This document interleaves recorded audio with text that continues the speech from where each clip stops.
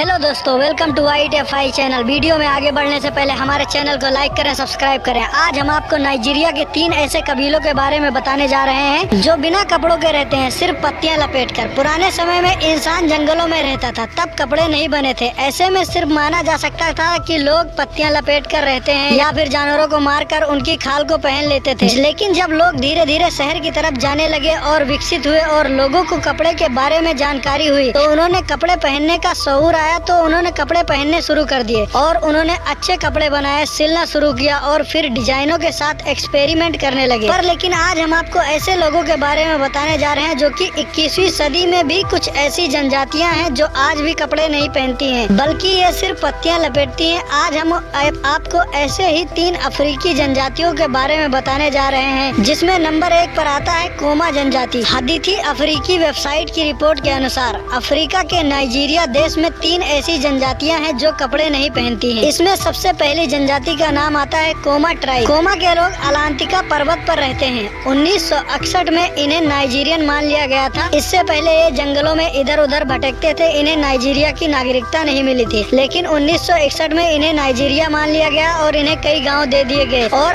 अब इनके नाम 17 गाँव है जो शहरों से बिल्कुल दूर जंगलों में बने होते हैं। ये लोग पहाड़ों में बिना कपड़ों के या फिर पत्तियां लपेट कर ही घूमते रहते हैं। ये लोग आज भी किसानी और शिकार कर अपना खाना जुटाने पर निर्भर रहते हैं। इसके अलावा ये लोग खेती से जुड़े सामानों को दूसरी जनजातियों से खरीदते हैं और अपना कुछ सामान ले जाकर बाजारों में बेचते हैं।